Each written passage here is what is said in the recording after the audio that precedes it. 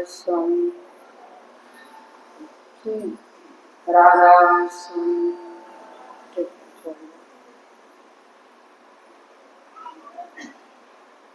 राधा स्वामी। अभी आप सत्संग सुन रहे थे, उसी कड़ी में हम फिर से अपनी बात कहने जा रहे हैं कि सत्संग का लाभ तो तब होगा जब हम परिवार में राजनीति करना छोड़ देंगे। जहाँ पर राजनीति करना है, जिसको इलेक्शन लड़ना है, वो राजनीति कर रहा है। लेकिन राजनीति बहुत अच्छा थोड़ी होता है। राजनीति के जो कुछ बंदे होते हैं, कुछ लोग होते हैं, कभी इधर होते हैं, कभी उधर हो जाते हैं। थोड़े दिन बाद पार्टी चेंज करके दूसरी तरफ हो जाते हैं, तो किसी के नहीं होते। इसलिए परिवार में और संबंधों में राजनीति करना हम छोड़ दें। ये राजनीति हम क्यों कर रहे हैं?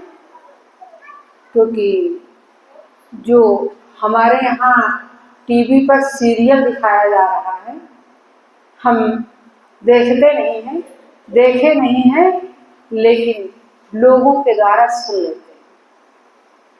जो सीरियल है उसमें एक दूसरे से राजनीति की जा रही है।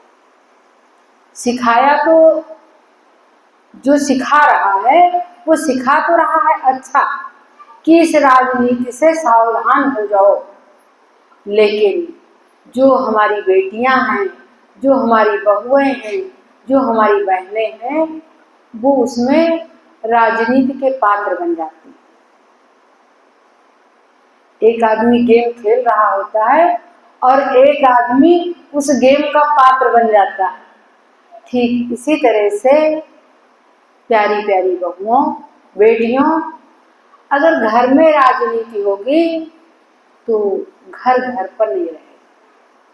फिर पूजा पाठ, योग, साधना और रामायण भागवत किसी का फल नहीं मिलने वाला है। अगर आप राजनीति कर रहे हो तो किसी चीज का, जो भी आप कर रहे हो, उपवास कर रहे हो, उसका भी फल नहीं मिलेगा। आपके किसी भी तप का फल नहीं मिलेगा। अगर घर में राजनीति कर रहे हो, अपने संबंधों में राजनीति कर रहे हो, तो कोई फल नहीं मिलेगा। अभी थोड़े दिन तक आदमी को अच्छा लगता है कि देखो हम राजनीति खेल करके कैसे बुजुर्गों को नीचे गिरा दिए, कैसा गुरुओं को नीचे गिरा दिए और गुरुओं के ऊपर एक लालछन लगा दिया।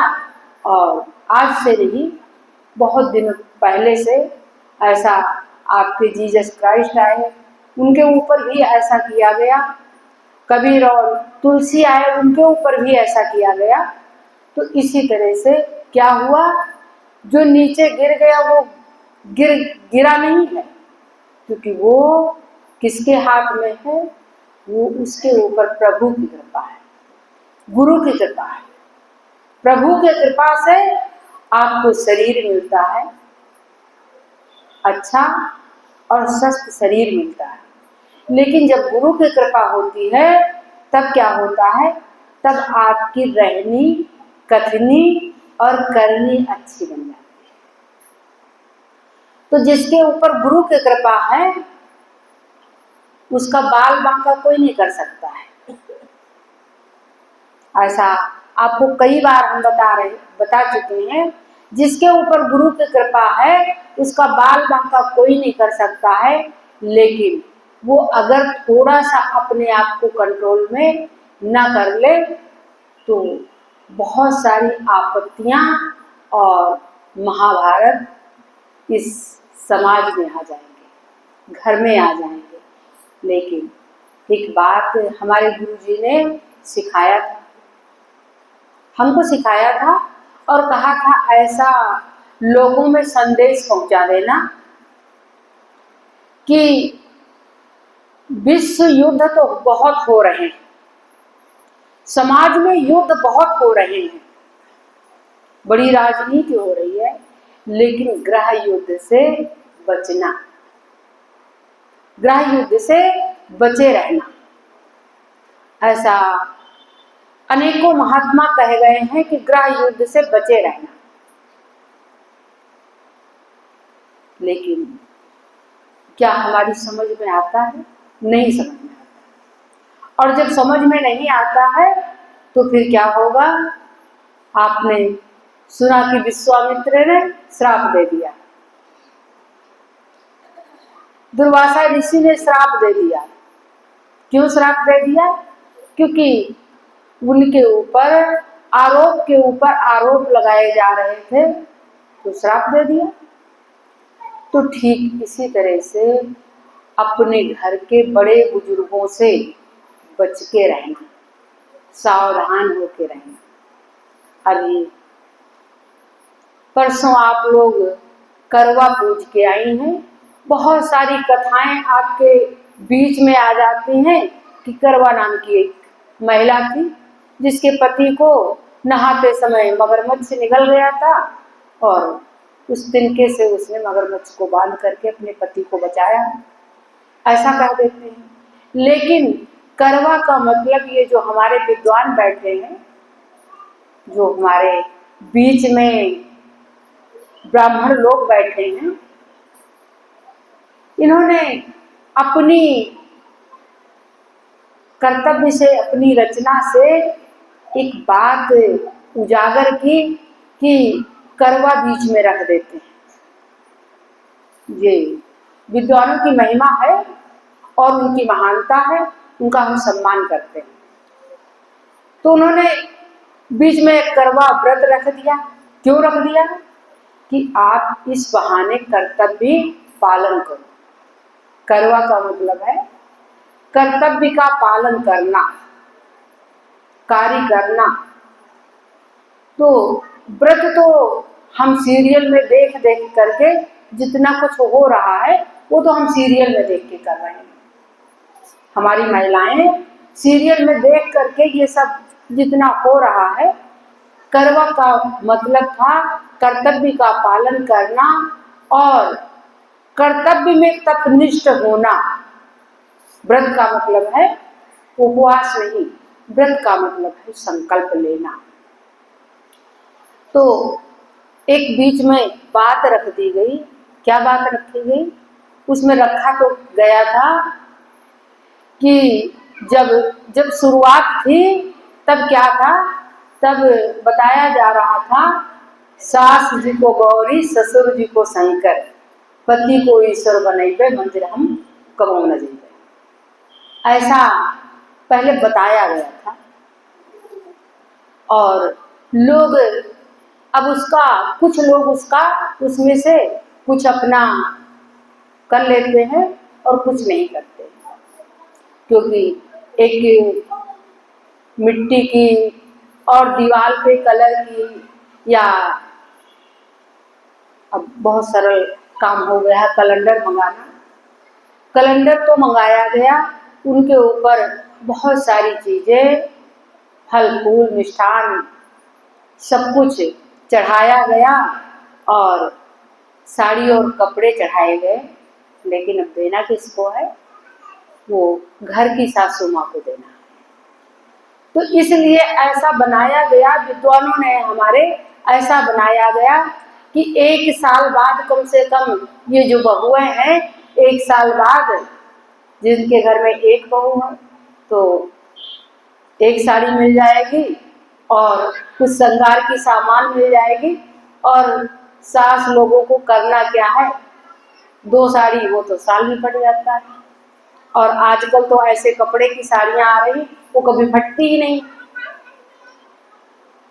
और जिन घरों में 2-4 बहुएं हैं तो 2-4 साड़ियां मिल जाएंगी और एक पूरा साल निकल जाएगा और फिर कोई मौका आएगा।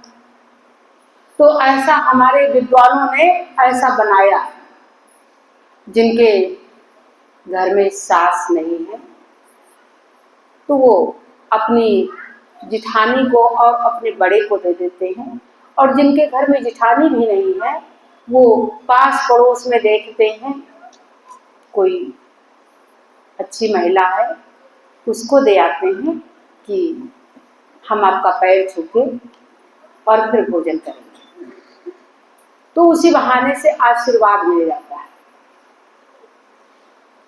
तो इसका मतलब क्या हुआ? खाली इसका मतलब ये नहीं हुआ कि सीरियल देख देख करके हम ऊपर उड़ते जाएं, आसमान को छूते जाएं, जमीन को भूल जाएं, और जब एक हवा चली तो धड़ाक से नीचे आ गए। इसलिए अपने बड़े बुजुर्गों को पकड़ करके चलो, अपने बड़े बुजुर्गों को जो आपके पड़ोस में बड़े हैं, जो आपके घर में बुजुर्ग हैं, आपसे बड़े हैं, उनको पकड़ करके चलो। इसके लिए ये बहुत सारे व्रत उपवास बना दिए गए। अभी क्या हुआ? दशहरा, 10 को हरा और फिर दिवाली आ गई। दशहरा माने वो ब्राह्मण की बात कही गई कि 10 शीश है, दशहरा और 10 को हरा, और फिर दिवाली आ गई। सारी आपत्तियां और विपत्तियां और अहंकार घमंड सब चला गया। अब दिवाली आ गई।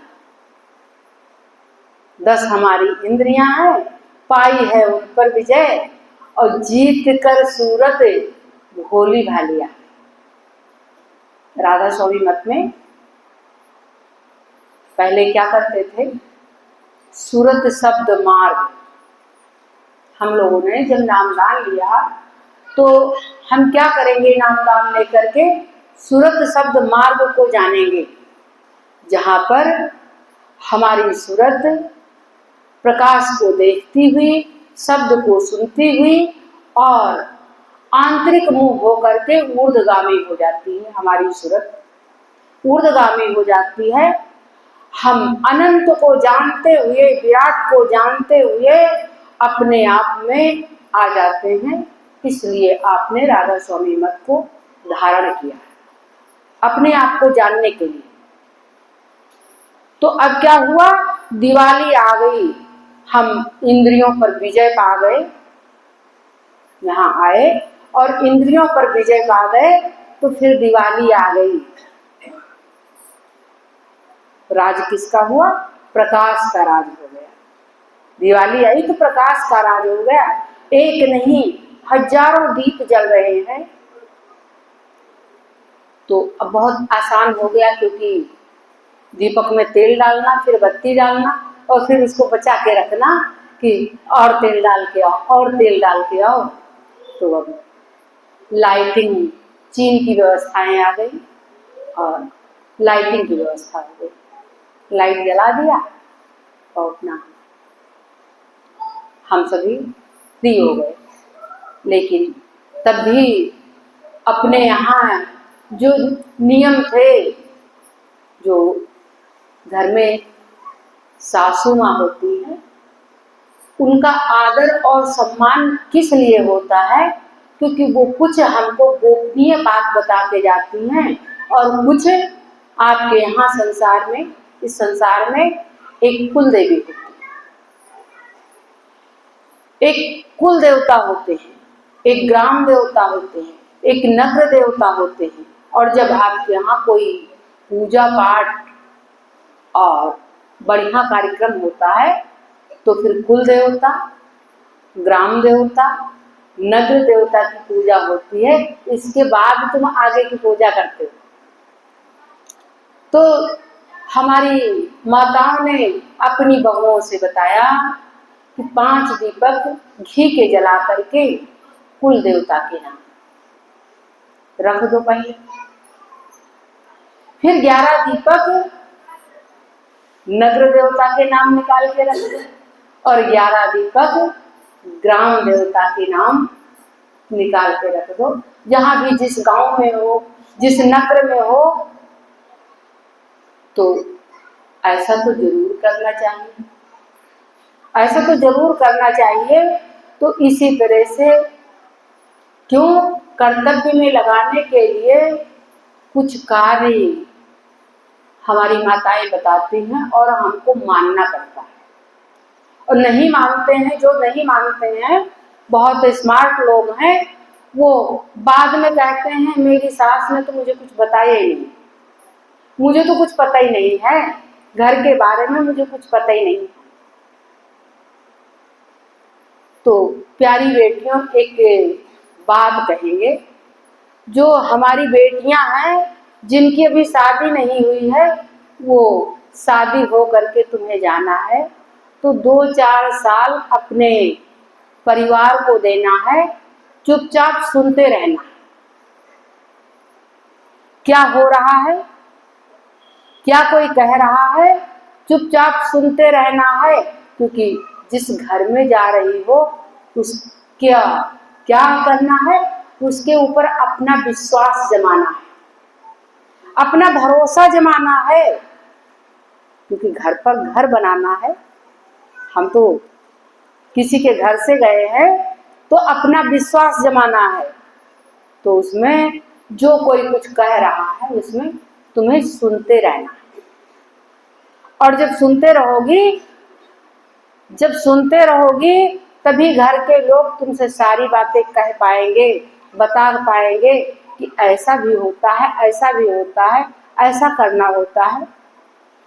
और अगर एक ही दिन में कह दिया हम तो पढ़े लिखे हैं, ये सब हम नहीं मानते हैं, तो किसी की हिम्मत नहीं पड़ेगी तुम्हारे पास जा करके कि बेटा दीपक भी जला दो। हमारे घर में दीपक भी जलाया जाता है। होली आती है तो घर से एक दहेड़ी भी निकाली जाती है, दही का बर्तन भी निकाला जाता है। एक कोरे बर्तन में दही लेकर के और होली तक जाया जाता है। क्यों? तुम्हारे घर में दही का सगुन आ जाए। तो हमारे घर में दहेड़ी भी निकाली जाती बेटा। तो तुमको कब कोई बता पाएगा? जब तुम सुनती रहोगी उसकी बातों को। तो प्यारी बहू बेटियों, धैर्य रख करके जो ससुराल में बैठी हैं और जो ससुराल जा रही हैं, उनको धैर्य रखना पड़ेगा। अपने जो तुम्हारे घर में सास ससुर मिले हैं उनको अपना माता पिता बनाना पड़ेगा। तब तुम्हारे ऊपर कोई विश्वास करेगा और तुम्हें प्यार करेगा, तुम्हारे ऊपर प्रेम न्यौछावर करेगा और अपनी अलमारी की चाबी तुम्हें दे देगा कि बेटा ये चाबी तुम्हारे लिए, ये चाबी रखना, ये हमारी चाबी है, ये रखना, लेकिन खोलना तब जब हम बताएंगे, तब तुम्हारे ऊपर भरोसा आएगा। इसलिए भरोसा रखवाने के लिए सबसे प्रेम करना पड़ेगा। और जहां पर प्रेम नहीं है वहां पर भगवान भी नहीं है। जहां पर प्रेम नहीं है वहां भगवान नहीं आता है। तो इसलिए प्रेम से प्रकट हो तब जाना। प्रेम नहीं है तो भगवान नहीं है। आपके इतिहास की एक छोटी सी कहानी है, आप सभी जानते हो। अभी जैसे हम चालू करेंगे आप सभी जान जाओगे कि आपके गोरखनाथ बाबा, उनका मंदिर गोरखनाथ में बना है। एक आपके संत हुआ करते थे गोरखनाथ। तो एक बार अपना कमंडल लेकर के रैदास के यहाँ पहुंच गए। रैदास के यहाँ पहुंच गए और अलख निरंजन कहते थे वो। तो उन्होंने अलख निरंजन की आवाज लगाई। तो रैदास वो भी एक संत थे, अपने कर्म में, अपने कार्य में पारंगत थे, अपना कार्य करते थे। तो जूते गांठते थे और उसमें जूते का जो सामान था एक कठौती में भिगोते थे और जूते गांठते थे। वो अलख निरंजन करते उनके पास पहुंच गए। वो अपना कुछ ध्यान ही नहीं दिए क्या दे रहे हैं, किसको क्या कर रहे हैं। कभी कभी तुम लोग भी जब कोई जाता है तो गिलास अगर कोई बाहर वाला धुला है ध्यान नहीं देते, आपको प्रेम नजर आता है कि कोई आ रहा है धूप से, जल्दी पानी दे दें, और जब पानी बाहर लेकर आते हो तब देखते हो इसमें कुछ लगा है, और दे दिया तो पीने वाला देख रहा है इसमें कुछ लगा है, लेकिन आपने तो प्रेम से दिया। उन्होंने प्रेम से वो जो उनकी कुप्पी थी उससे निकाला और कमंडल में डाल दिया। गोरखनाथ बाबा देखते रहे, कुछ बोल नहीं पाए और चल दिए वहां से। चले तो फिर वो दूसरे आश्रम में पहुंच गए, कबीर के आश्रम में पहुंच गए और वहां अपनी आवाज लगाई तो महाराज जी की शिष्या कमाली निकली और कहा बाबा जी तो है नहीं।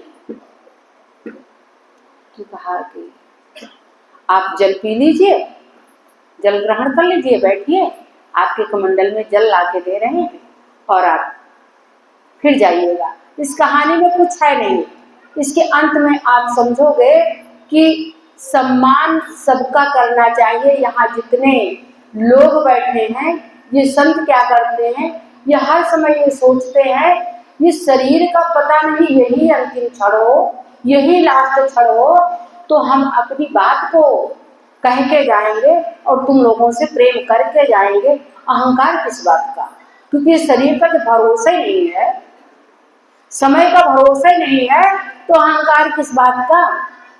तो कमाली ने कहा कि महाराज जी जल ग्रहण करके जाए, मैं आपके कमंडल में जल देती हूँ। लेकिन कमंडल में तो चमड़े का जल था। बाबा अपना कमंडल बढ़ाए और ये थोड़ा गंदा जल है, इसको हटा करके और साफ करके बढ़िया जल भर के लिया। तो कमाली भी एक संत की शिष्या, चाहे संत की बेटी समझो, वो भी जानदार और शानदार थी, समझदार थी। वो कहे कि गोरखनाथ बाबा के कमंडल में जल गंदा, ये तो नहीं हो सकता। वो जल को अंदर कुटिया में ले गई और पी गई और दूसरा जल लाके बाबा जी के हाथ में दे दिया। बाबा जी वहां से चल दिए। जब चल दिए तो बाबा जी अपना चले आए। बाबा जी की एक उस समय रैदास की जो एक बात थी, क्योंकि जल तो उनका चला गया था, वो तो प्रेम से दिए थे, तो बाबा जी का कमंडल कोई भर नहीं पाता था। बाबा जी का कमंडल अन्न से कोई भर नहीं पाता था। तो गोरखनाथ जी का एक सूत्र था, आप सभी जानते होंगे कि आज खाए काल को झंख है, उसको गोरख साथ में रखे। आज ही आज का उनके पास अन्न आता था, आज ही खा लेते थे और कल फिर मांगने जाते थे, तो कल का भोजन फिर से लाते थे। आज का भोजन कल नहीं बचता था, उनका एक ऐसा सूत्र था, आज ही का भोजन उनको मिलता था। तो वो चले गए। कुछ समय बाद, 20 साल बाद, बाबा जी दूसरे साइड चले गए। पहले मुल्तान जो है अपने देश का हिस्सा था, अब बट गया है, अब मुल्तान पाकिस्तान का हिस्सा हो गया है, लेकिन मुल्तान अपने ही देश का हिस्सा था। तो मुल्तान पहुंच गए और मांगते मांगते 20 साल हो चुके थे, तो फिर वही कमाली मिली। तो कमाली ने कहा बाबा जी आपको आपके कमंडल में कुछ अन्न ले आऊं, भोजन ले आऊं। तो बाबा जी ने कहा कि मेरा कमंडल कोई बेटा भर नहीं पाता है, इसलिए तुम क्या ले आओगे, मैं तो ऐसे मांगता खाता रहता हूं। तो कमाली दौड़ के लाई थोड़ा सा अन्न, और जैसे कमंडल में डाला तो कमंडल से गिरने लगा, छलकने लगा। कहा यहाँ आओ, ये बताओ ये क्या जादू किया है, मेरा कमंडल आज तक कोई भर ही नहीं पाया है, पूरी जिंदगी निकल गई, कमंडल कोई भर नहीं पाया, तो ये कमंडल कैसे तुमने भर दिया। तो कमाली बोल रही है, जब दिया तो पिया नहीं, जब दिया तो पिया नहीं, और जब पिया नहीं तो पहुंच गया मुल्तान। तो भाई इस शब्द को बताओ बेटा, ये तो तुम आश्चर्य में हमको डाल दी। तो कहा बाबा जी हम कुछ अपने पास से नहीं ले रहे, जो आपने एक बार मुझे जल दिया था कमंडल का, वो इतना प्रभावी था कि मेरे हाथ में अन्नपूर्णा आ गई, और मैं किसी को अगर एक तिनका दे दूं तो उसके पास बहुत ज्यादा हो जाता है। तो ऐसी शक्ति तो आपने ही दिया था, आपको याद नहीं है? आप अपने कमंडल का जल कह रहे थे कि ये गंदा है कमंडल का जल, तुम इसको गिरा दो, तो हम उसको पी लिए थे। उसी दिन से मुझे अन्नपूर्णा सिद्ध हो गई। तो बाबा जी हाथ जोड़ने लगे और फिर रैदास के पास पहुंचे तो बहुत समय हो चुका था। रैदास ने भी वही बात, कमाली वाली बात कही कि जब दिया था तब पिया नहीं, अब तो पहुंच गया मुल्तान, अब मेरे पास नहीं बचा है। अब वो जल मुल्तान पहुंच गया, यानी कमाली के साथ चला गया, अब मेरे पास नहीं है वो जल। तो ठीक इसी तरह से मेरी बहू बेटियों, सम्मान किया करो किसका? अपने बड़े बुजुर्गों का। जो तुम्हें दिखाई पड़ रहा है इन आंखों से, उसमें परमात्मा नहीं देखती हो। परमात्मा कहाँ देखती हो? परमात्मा कहीं 10 पैर वाला होगा और 10 हाथ वाला होगा, नहीं। जहां पर परमात्मा है वहां तो तुम्हें नजर नहीं आता है। परमात्मा कहाँ है?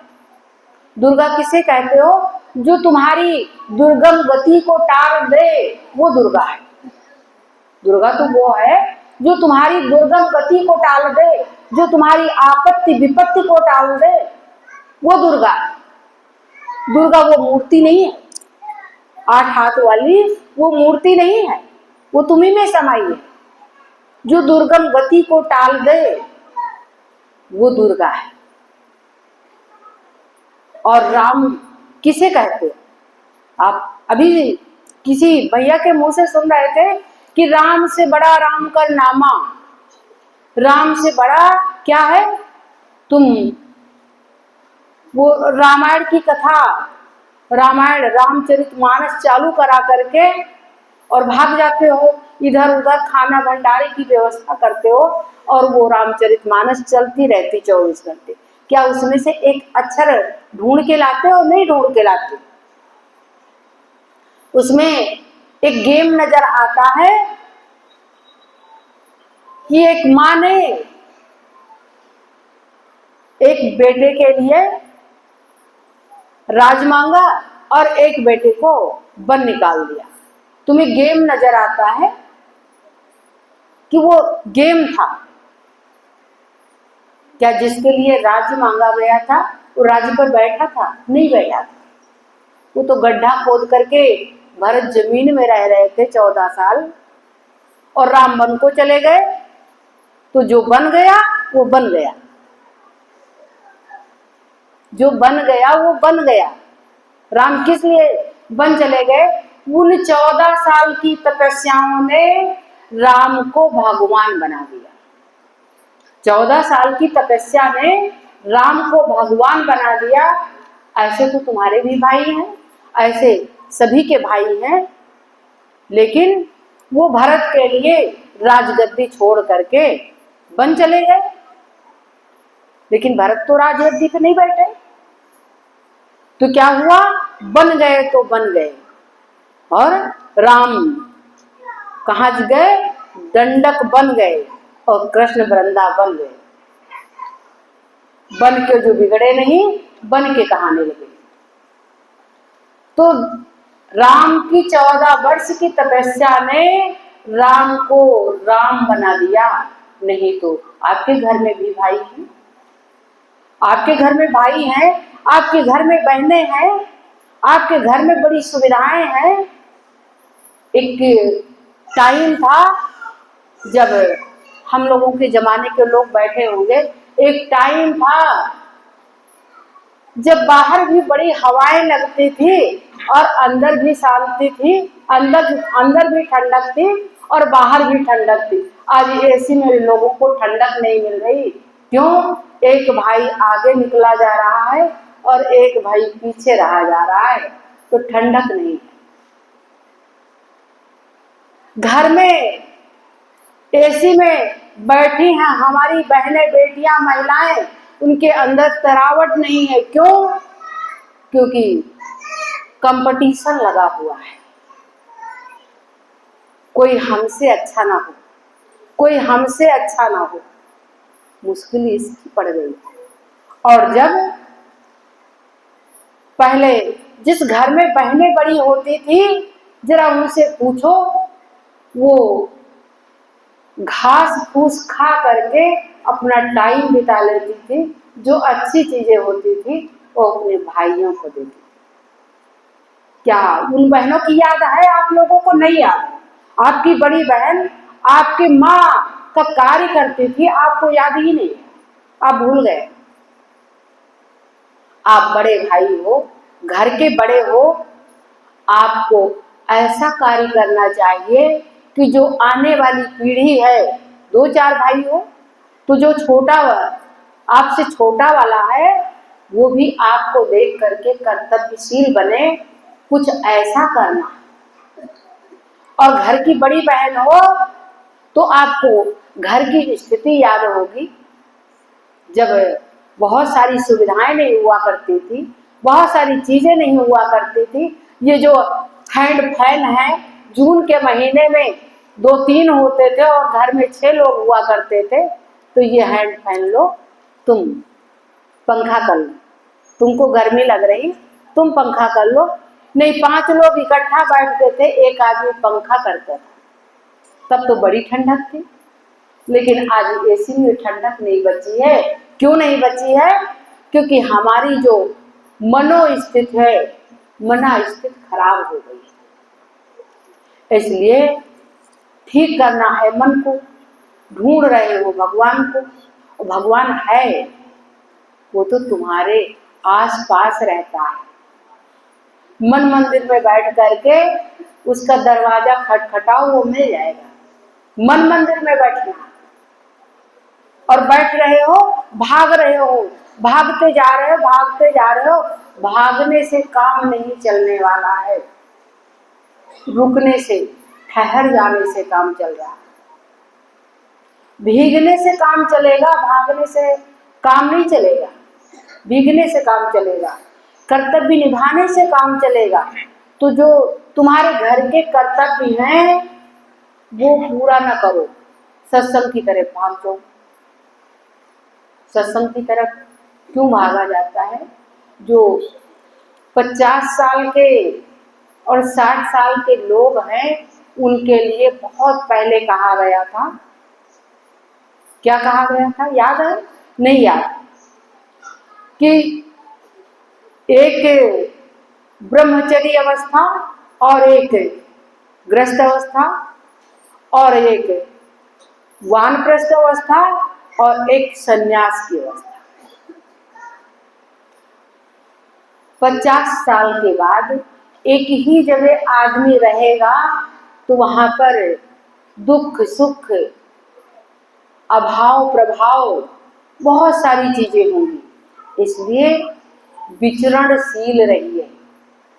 जब सारे लोग, सारे बच्चे कार्यरत हो जाएं तो थोड़ा विचरणशील रहिए, क्योंकि आपको एक जगह का अभाव और प्रभाव नहीं लगेगा। इसलिए थोड़ा सा गमन करते रहिए, चलते रहिए, थोड़ा सा चलते रहिए। तो क्या होगा? आपका मन, आपका विचार, आपकी सोच स्थिर हो जाएगी और आपके सोच में बदलाव आ जाएगा। अगर सोच सही ना हो तो क्या होगा? क्या हम अपने गंतव्य स्थान तक पहुंचेंगे? नहीं पहुंच पाएंगे। जब तक सोच विचार सही नहीं होगा तब तक बार बार हम माया के जाल में घुस जाएंगे। कैकेयी तो राजघराने की थी, आपको सबको पता है। उसके साथ में दासी आई थी और संग का ऐसा असर हुआ कि दासी के संसर्ग ने घर में बेघटन पैदा कर दिया। तो साथ ऐसा होता है, इसलिए कभी कभी सत्य का संग बहुत जरूरी है, क्योंकि हम जहाँ रहते हैं वहां पर सारे लोग हमारे अनुसार नहीं होते, अनेकों तरह के लोग होते हैं, इसलिए सत्संग बहुत जरूरी है। और अगर गुरु की जरूरत न होती तो राम और कृष्ण का तो उनको गुरु करना पड़ता, नहीं करना पड़ता, लेकिन उनको भी गुरु करना पड़ा। और उनके पिताजी को भी पुत्र के लिए गुरु के पास जाना पड़ा और पुत्र को गुरुग्रह पढ़न गए रघुराई अल्पकाल विद्या सत्संग, उनको भी जाना पड़ा, सबको जाना पड़ा। और कृष्ण को भी गुरु के घर जाना पड़ा। तो ऐसा तो नहीं है कि बिना गुरु के काम चल जाएगा, नहीं चलेगा। आप चाहे जितने पढ़े लिखे हो, चाहे जितने सम्राट हो, लेकिन आपको बीच में कभी गुरु का साथ करना पड़ेगा और गुरु की बात सुननी पड़ेगी, गुरु के अनुसार चलना पड़ेगा। नहीं तो क्या होगा? आपका भरोसा इस समाज से चला जाएगा। और भरोसा नहीं है तो क्या इस जीवन का भरोसा है? जिसके लिए इतने मकान दुकान बड़ा इंतजाम बनाया जा रहा, ये मंच बनाया जा रहा है, पता है कि ये आखिरी सत्संग है कि और सत्संग हो गए, लेकिन क्या है? आस रखो गुरु कृपा की। यहाँ पर क्या आ गया? आस रखो गुरु कृपा की, हो न निराश कभी, और जो निराश हुआ वो गुरु का दास। तो यहाँ पर गुरु की कृपा है, इसलिए आते रहो आप सभी। क्यों माता जी कह देती हैं? इस दो शब्द में कौन सा राज और कौन सा ज्ञान छुपा हुआ? कोई ज्ञान नहीं छुपा है, इसको सर्च करके देखो। माता जी कह देती है तंदुरुस्ती, मंदुरुस्ती, धनदुरुस्ती। क्यों कह देती हैं? अरे फिर आना है इसलिए तंदुरुस्ती की जरूरत है, फिर आना है 15 दिन के बाद, फिर सत्संग होगा, फिर आपको आना है तो आपकी तंदुरुस्ती बनी रहे, आपकी धन दुरुस्ती बनी रहे। घर परिवार तो है ही है, यहाँ आने में मोटरसाइकिल में तेल डालना पड़ता है, माता जी तो नहीं देती हैं आपको, तो तेल के लिए पैसे कहाँ से आएंगे? धन दुरुस्ती बनी रहे और आपकी मन दुरुस्ती बनी रहे, क्योंकि आप कहीं माया के जाल में न फंस जाएं। माया का जाल, ये माया का जाल बड़े बड़े फंस गए, और जब आपके नारद जी फंस गए तो और किसी को क्या कहेंगे आप? आपके विश्वामित्र फंस गए तो माया का पसारा बहुत है, इसलिए आपकी मन दुरुस्ती बनी रहे, आप माया जाल में न फंस जाएं। आपका घर बहुत अच्छा हो, खुशहाल हो, आपके बगिया के सारे फूल खिले रहे। क्यों? इसमें कौन सा सत्संग है? माता जी का कोई सत्संग नहीं है। माता जी को क्या प्रिय है? बच्चे प्रिय है। माता जी को प्रेम प्रिय है, और प्रेम से प्रकट हो मैं जाना, प्रेम से वो प्रकट हो जाता है। जहाँ प्रेम होता है वही प्रकट हो जाता है। जब गोरखनाथ के कमंडल से प्रकट हो जाता है तो आप बताओ कहाँ कहाँ से नहीं प्रकट हो सकता है। इसलिए वो विराट रूप, वो सम्राट और वो अद्वितीय रूप वो आप सभी में समाया हुआ है। जिस प्रकार से एक गूलर के बीच में, गूलर का जो पेड़ है उसमें बहुत सारे फल आते हैं और जब उसको फल को खोल के देखो कितने बीज होते हैं, कितने बीज होते हैं, बहुत सारे बीज समाये हुए हैं।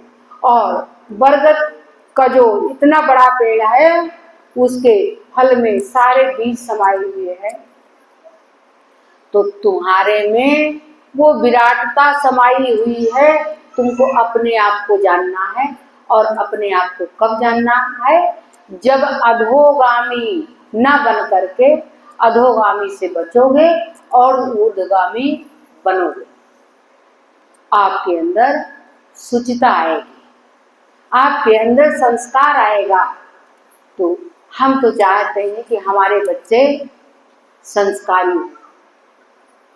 हमारे बच्चे अगर संस्कारी हैं तो जब विचलित होने लगेंगे तो उन्हें याद आ जाएगा कि मेरी माँ ने शाक फल कंद मेरे टाइम पर खाए हैं।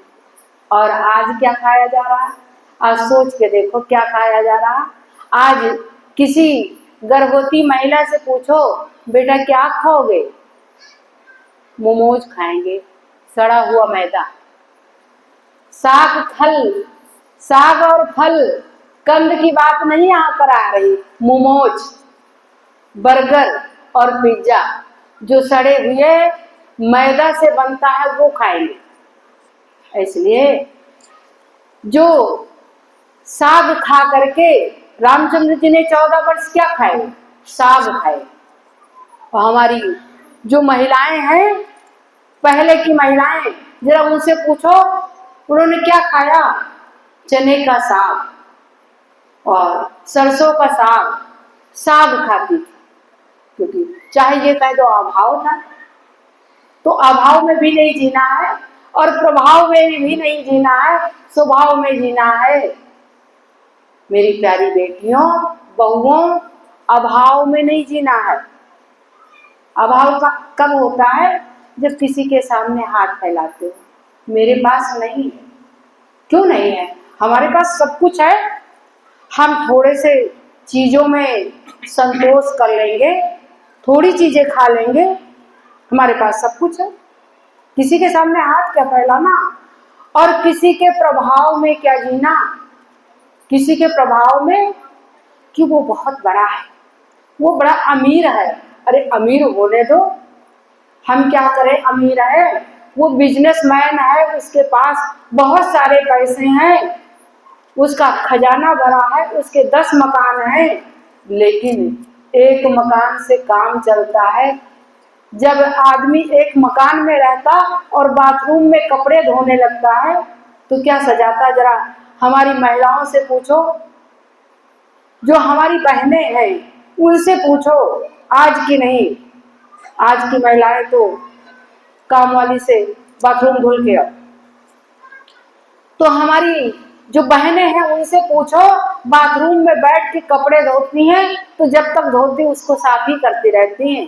तो बाथरूम से काम चल जाता है, बाथरूम से निकल कर रसोई में काम चल जाता है। तो हम क्या करेंगे 10 मकान का? जिसके पास हो और उसका घमंड करता हो तो घमंड बेकार है। किसी चीज का घमंड मत करो, चाहे वो रूप हो, चाहे आपकी जवानी हो और चाहे आपका धन हो, चाहे आपकी यश हो, चाहे आपकी कीर्ति हो। किसी चीज का घमंड नहीं, क्योंकि आदमी का कोई पता ही नहीं है कि कब वो जा रहा है, उसको कोई ठिकाना नहीं। तो जब श्वास का कोई ठिकाना नहीं कि श्वास आएगी आए नहीं, आए कि आए नहीं, जब उस श्वास का भरोसा नहीं है तो घमंड किस बात का है? चप्पल जूते की गारंटी है कि 5 दिन 10 दिन 1 हफ्ते बाद ले जाओ वो चेंज हो जाता है। ये इस शरीर की कोई गारंटी ही नहीं है, तो घमंड किस बात का है। इसलिए घमंड नहीं करना है। तो क्या करना है, जहां जिस घर में हो, जिस घर में हो उस घर को स्वर्ग बनाना तुम।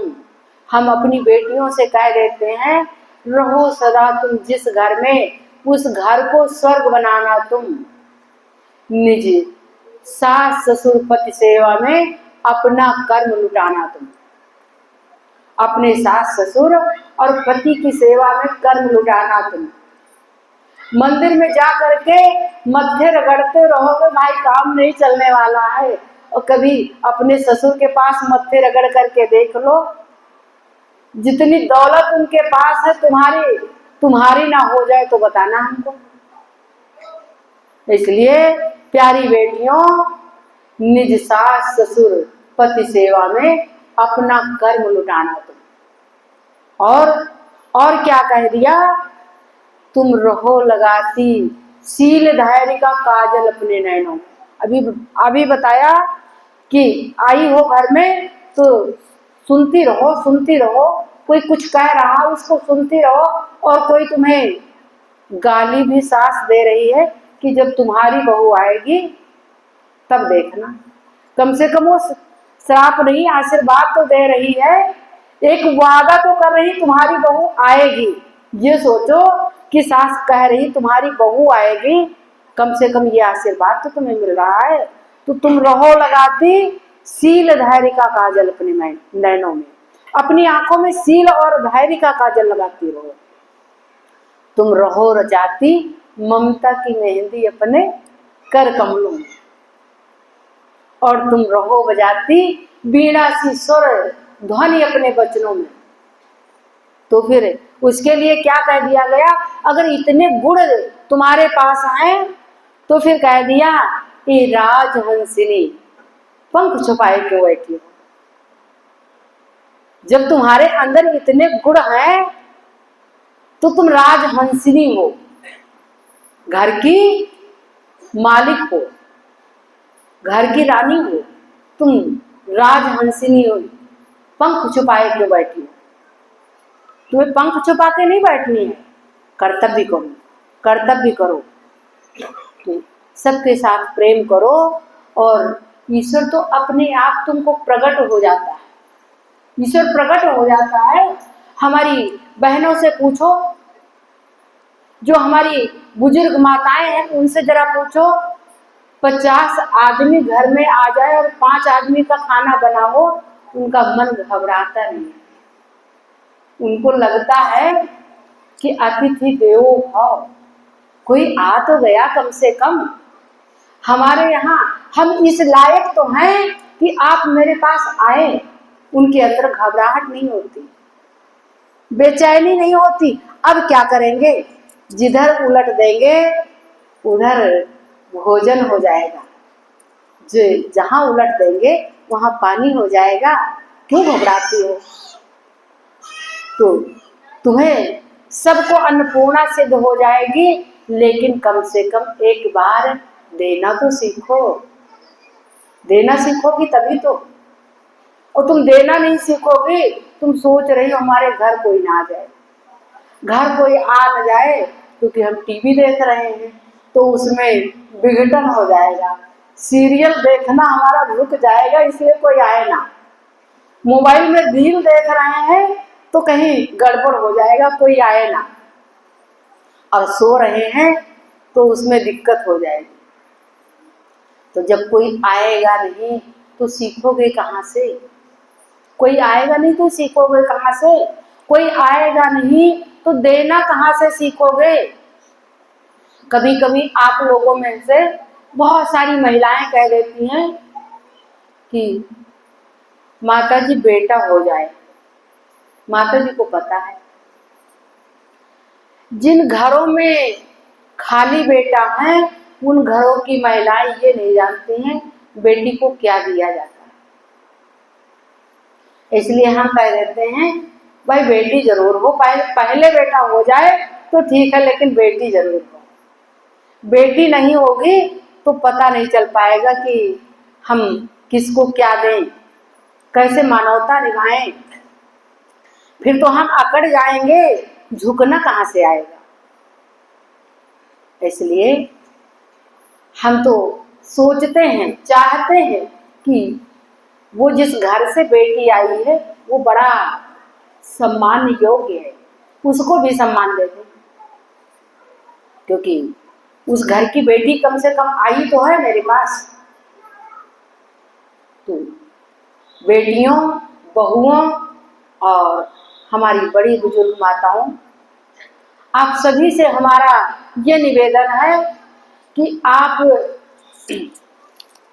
गार्गी का तो नाम सुनी होंगी, लेकिन कोई योगिनी का नाम नहीं सुनी होंगी।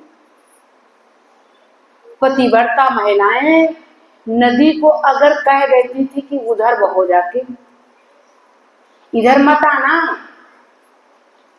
तो उधर से वो दूसरी तरफ बहने लगती थी।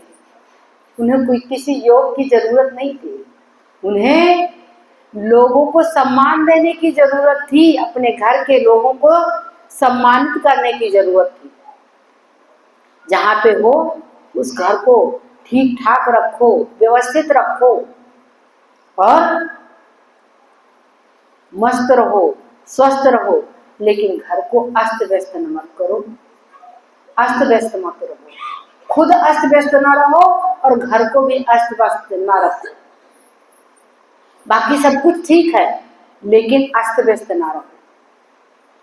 अपने मन को शांत करके रहो, जहां भी शांति मिलती हो, कभी सत्संग आ गई, कभी और कहीं शांति मिलती हो वहां चली गई, कभी पुस्तकों से भी शांति मिल जाती है। कोई पुस्तक उठाया और आपके प्रश्नों का उत्तर आ गया। और जब सत्संग आते हो, कितने भी ज्ञानी हो, कितने भी विद्वान हो, कितने भी आपके अंदर घमंड हो कि हम बहुत कुछ जानते हैं, लेकिन सारे प्रश्नों का उत्तर सत्संग में ही होता है। आपके प्रश्नों का उत्तर सत्संग में होता है। और जब आप विकल होते हो, आपका मन हताश होता है, तो कोई भी पुस्तक उलट देते हो, आपके प्रश्नों का उत्तर उसी में लिखा होता है। इसलिए आप सभी अपने अपने घरों में जो आपके बड़े बुजुर्ग हैं, क्योंकि आपको पैसे बहुत मिल जाएंगे, ये जिंदगी है, जिंदगी चलती रही तो पैसे बहुत मिल जाएंगे, सामान बहुत मिल जाएंगे, लेकिन माता पिता सब दिन नहीं मिला करते।